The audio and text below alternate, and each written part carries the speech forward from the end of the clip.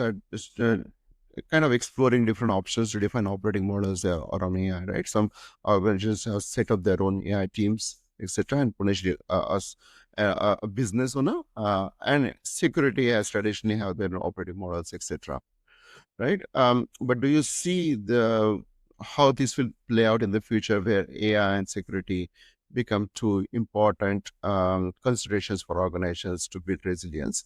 Um, is there a common narrative that coming up as to how organizations should think of defining their future operating models around AI and security?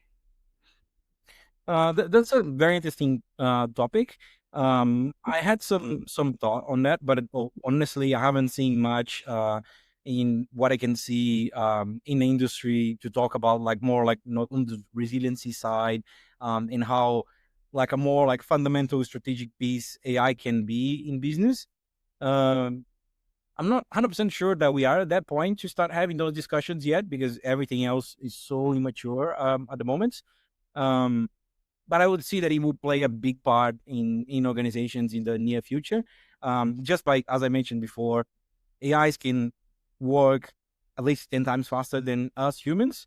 So in some very specific key areas of the business, in some very specific automations, it will be common sense and will be commoditize some certain things that they have to be, let's say, real time. Things that are not real time now because we are humans, it takes a while to process, or it has to go through some sort of approval flow, let's say like a home loan, for example.